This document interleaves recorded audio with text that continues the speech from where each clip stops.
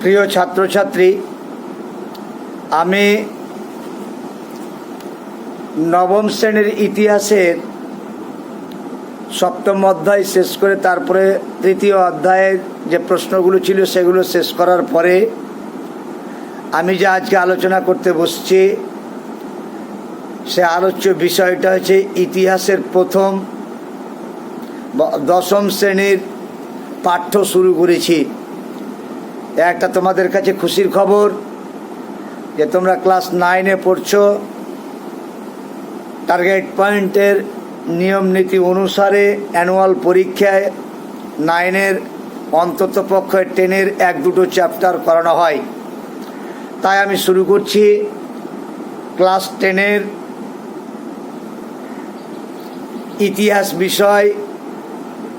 নবম শ্রেণীর ছাত্র তোমরা, আজ থেকে শুরু হচ্ছে দশম শ্রেণীর পাঠ্য।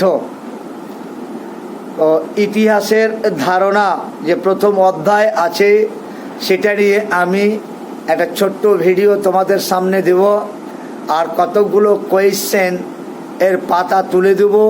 সেই কোয়েশ্চেনের অ্যান্সারগুলো লিখে দেব এবং কোয়েশ্চেনটা ওই পাতা থেকে বের করে তোমরা রেডি করে রাখবে। আর পাঠ্যপক্ষের টেক্সট বই, যে ছায়া প্রকাশনীর বইটা তোমাদের কিনতে বলেছিলাম, সেই বইটা তোমরা। এবার আমি শুরু করছি দশম শ্রেণীর ইতিহাসের ধারণা।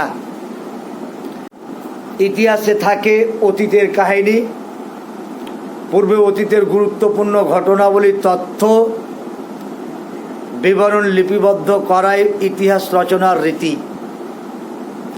সমাজে বসবাসকারী মানুষের কৃতকর্ম ও উন্নত গল্প হলো ইতিহাস।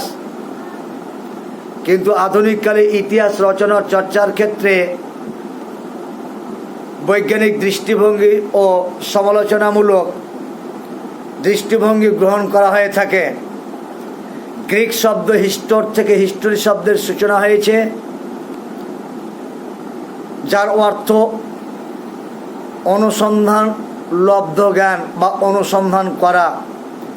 তাহলে ইতিহাস হলো অতীত ঘটনাবলীর তথ্য উপাদানের নিরিখে ঐতিহাসিকদের ব্যাখ্যা বিশ্লেষণ, পরীক্ষা, মতামত প্রদান, সিদ্ধান্ত গ্রহণের মধ্য দিয়ে ইতিহাস চর্চার ধারা সৃষ্টি হয়েছে। ঐতিহাসিক দৃষ্টিভঙ্গির পার্থক্যের জন্য ফলাফল বা সিদ্ধান্তের পার্থক্য ঘটতে পারে, তথাপি ঐতিহাসিকদের তর্ক বিতর্ক ও পক্ষে বিপক্ষে যুক্তির মধ্য দিয়ে ইতিহাসের চর্চা এগিয়ে চলে। ইতিহাস পাঠের উদ্দেশ্যটা কি? ইতিহাস পাঠের উদ্দেশ্যটা হলো অতীত অভিজ্ঞতা থেকে বর্তমান চলার পথ মসৃণ করা এবং সুন্দর ভবিষ্যৎ নির্মাণ করা। এক্ষেত্রে মসৃণ করা, অতীতের ভুল ভ্রান্তি, দুঃখজনক অভিজ্ঞতাগুলি পরিত্যাগ করা এবং ভালো অভিজ্ঞতাগুলিকে কাজে লাগিয়ে বর্তমান ও ভবিষ্যৎকে সুন্দর করা, এটাই ইতিহাস পাঠের প্রধান উদ্দেশ্য।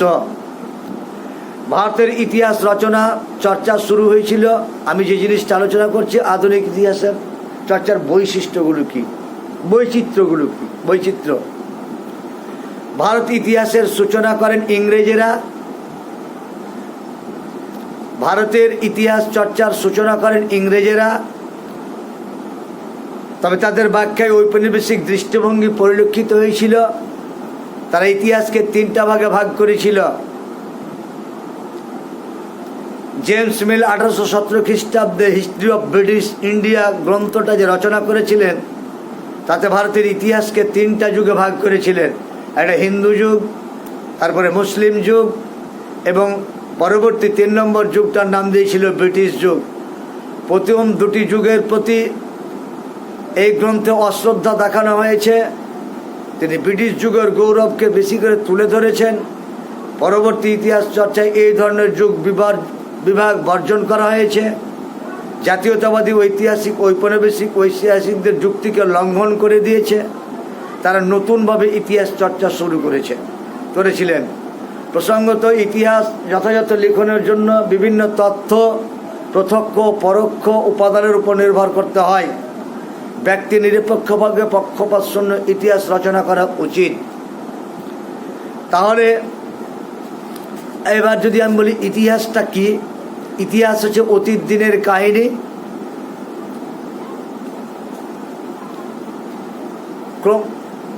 মানব সভ্যতা ক্রমবিবর্তন হারে যে পরিবর্তন, সে পরিবর্তনের ধারার নামই হচ্ছে ইতিহাস।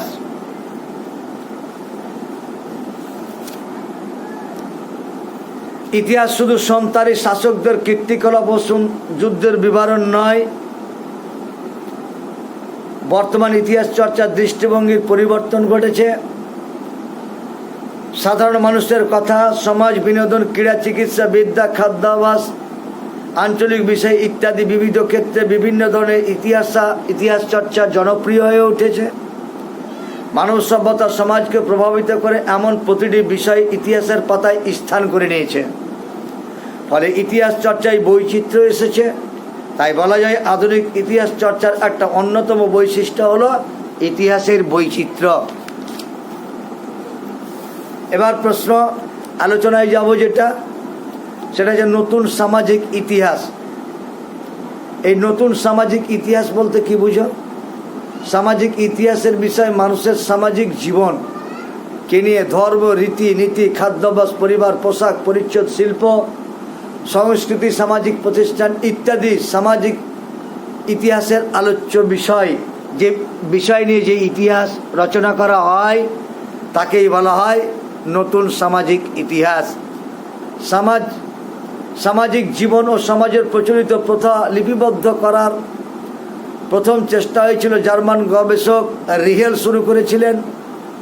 তাদের সমাজ ইতিহাস চর্চার সূচনাকারী বলা যেতে পারে। পূর্বে আগে যে ইতিহাস রচনা হতো তাদেরকে শাসক, সামন্ত, প্রভু, জমিদারদের জীবন লিপিবদ্ধ করা হতো।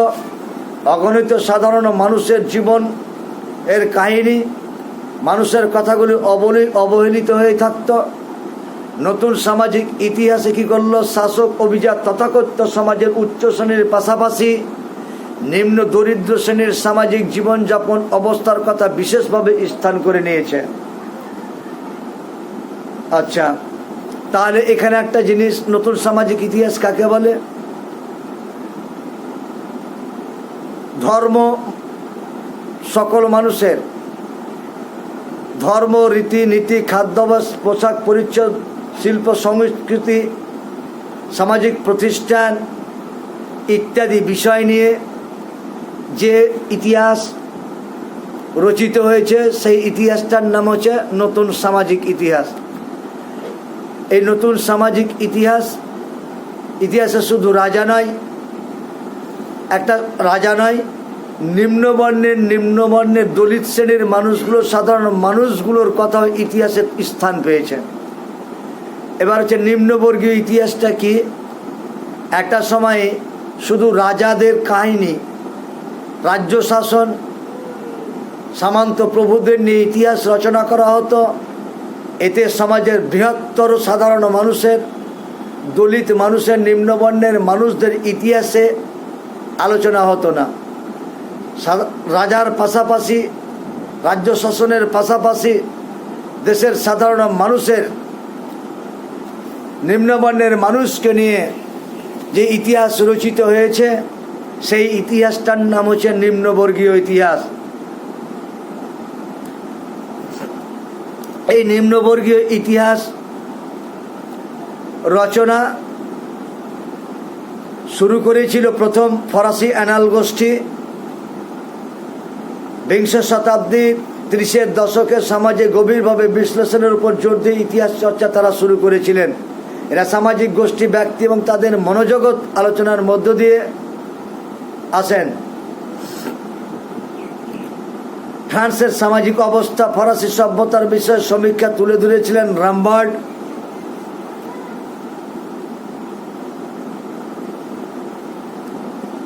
তারপরে ভারতীয় আধুনিক সামাজিক ইতিহাস চর্চা দামোদর, ধর্মানন্দ কোসাম্বী, রামচরণ শর্মা, রমিলা থাপার প্রমুখ নতুন দিক উন্মোচন করেছেন।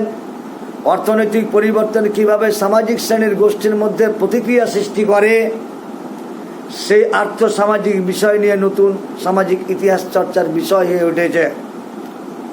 তাহলে এখানে প্রশ্ন হবে, নিম্ন ইতিহাস কি, নতুন সামাজিক ইতিহাস বলতে কি বুঝো, আর নিম্নবর্গীয় ইতিহাস বলতে কি বুঝো। আর নিম্নবর্গীয় ইতিহাস রচনার ক্ষেত্রে যে ঐতিহাসিকদের নাম প্রথম আসবে, রামচন্দ্র গুহ নাম বিশেষভাবে উল্লেখযোগ্য। নিম্নবর্গীয় ইতিহাস রচনার ক্ষেত্রে রামচন্দ্র গুহর নাম বিশেষভাবে উল্লেখযোগ্য। এবার যে বিষয়টা আলোচনা করব, আচ্ছা প্রশ্ন এক্ষেত্রে কি হতে পারে, ইতিহাস কি, ইতিহাসকে নতুন সামাজিক ইতিহাস বলতে কি বুঝো, নতুন সামাজিক ইতিহাস চর্চার গুরুত্ব কি, নিম্নবর্গীয় ইতিহাস বলতে কি বুঝো, অ্যানাল গোষ্ঠী কি। এই 3-4টা কোয়েশ্চেন 2 মার্কের এখান থেকে হবে এবং তোমাদের পাঠ্যপুস্তকটাই পড়বে, যে মোটা অর্থে লেখাগুলো আছে সেগুলো তোমরা মুখস্থ করে রাখবে। খেলা, নতুন সামাজিক ইতিহাস রচনা করতে গিয়ে প্রথম আমরা আগে যে ইতিহাস পড়তাম তাতে খেলার ইতিহাস থাকতো না। এখন এই খেলার ইতিহাস নিয়ে একটু আলোচনা করি। আমরা জানি যে সবথেকে আদিম খেলাটার নাম হচ্ছে মানাকালা। একসময় মল্লযুদ্ধ হতো, ওটাও একটা খেলা, পাশা খেলা ইত্যাদি।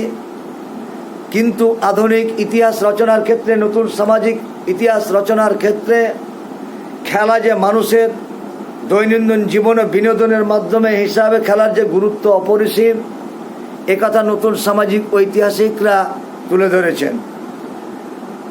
কিভাবে বর্তমান রাজনীতি, অর্থনীতি, সংস্কৃতি, আধ্যাত্মিকতা, নান্দিকতায় খেলাধুলার তাৎপর্য লক্ষ্য করা গেছে।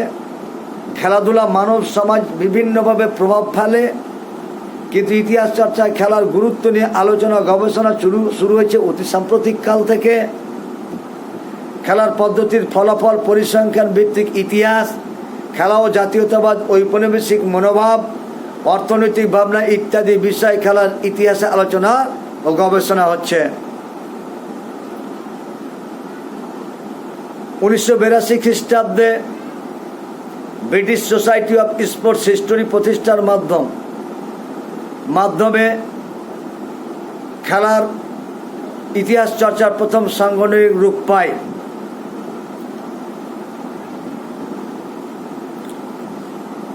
এবার রামচন্দ্র গুহ লিখিত ভারত ক্রিকেটের ইতিহাস,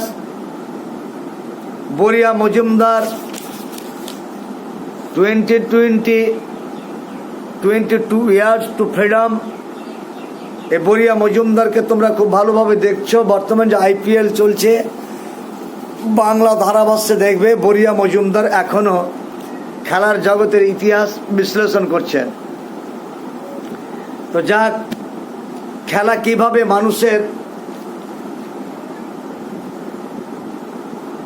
ইতিহাসের গুরুত্বপূর্ণ উপাদান হিসাবে দেখা, নতুন সামাজিক ইতিহাসে কিভাবে গুরুত্বপূর্ণ উপাদান হিসাবে দেখা দিয়েছে।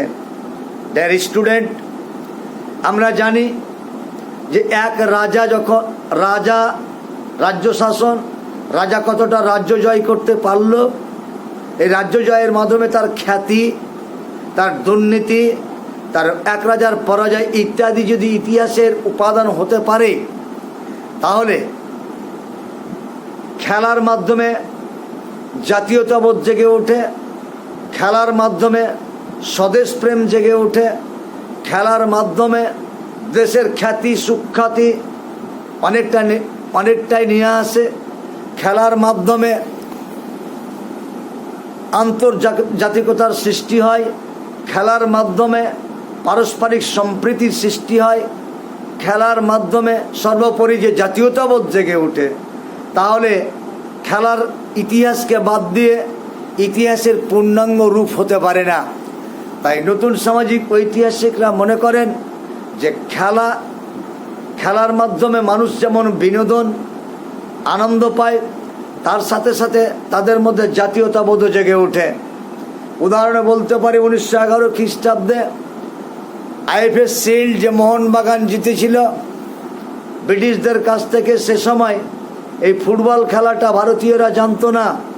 তার আগে 1911 খ্রিস্টাব্দের আগে, এই ট্রফি জয়ের আগে, তারও বেশ কিছুদিন আগে ইংরেজ সাহেবরা দেশে ফুটবল খেলতো।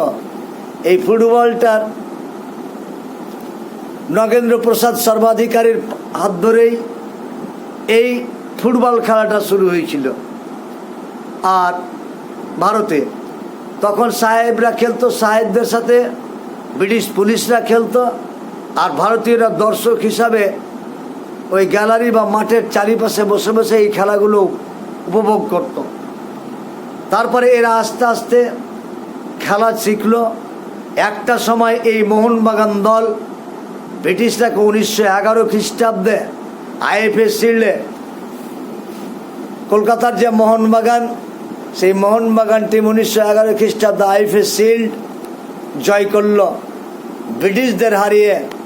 সেদিন তারা বুঝতে পারল যে ফুটবলের মাধ্যমে যদি ব্রিটিশদেরকে পরাজিত করতে পারা যায়, তখন দেশের মানুষের সাপোর্ট পায় যদি মোহনবাগান, তাহলে এই মাধ্যমে যদি জাতীয়তাবোধ জেগে উঠে ব্রিটিশদেরকে পরাজিত করতে পারি, এই জাতীয়তাবোধের সঞ্চার যদি ঘটতে পারে, তাহলে খেলাকে বাদ দিয়ে ইতিহাস রচনা করা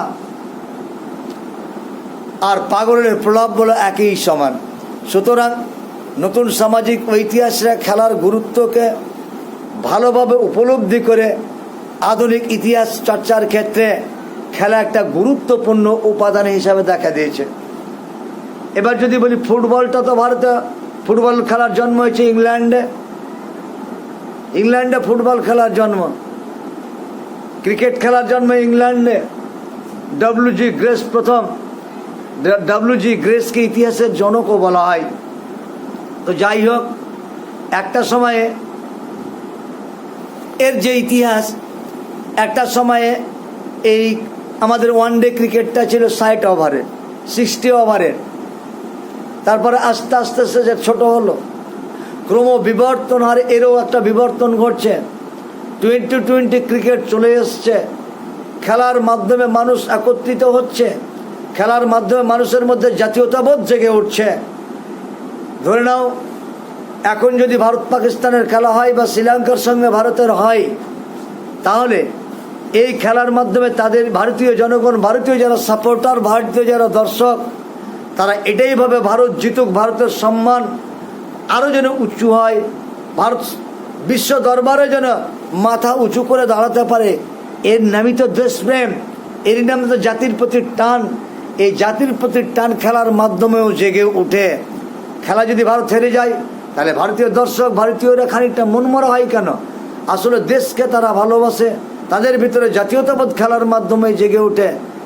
আর শুধু খেলাকে বিনোদন হিসেবে দেখা উচিত নয়। তাহলে খেলার মাধ্যমে যদি জাতীয়তাবোধ জেগে ওঠে, খেলার মাধ্যমে যদি স্বদেশ প্রেম জেগে ওঠে, তাহলে খেলার ইতিহাসকে আলোচনা করা উচিত।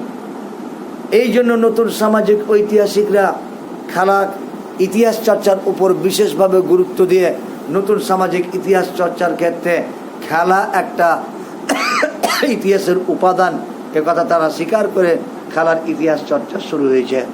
ডিয়ার স্টুডেন্ট, তোমরা খুব ভালোভাবে পড়বে। তবে ইতিহাসের বৈচিত্র্য কি, আমি ইতিহাসের বৈচিত্র্য কি, ইতিহাস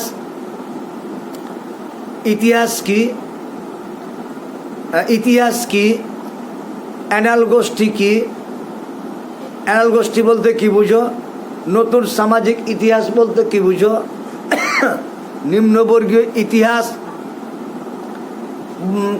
বলতে কি বুঝো, নতুন সামাজিক ইতিহাস চর্চার গুরুত্ব কি, আর খেলার মাধ্যমে কিভাবে জাতীয়তাবোধ জেগে বা খেলার ইতিহাসের গুরুত্ব লেখো। 2 মার্কের কোয়েশ্চেন। আর খেলার জাতীয়তাবোধ বিকাশে খেলার গুরুত্ব এটা একটা 4 মার্কের কোয়েশ্চেন, এই কোয়েশ্চেনটাও করবে ডিয়ার স্টুডেন্ট।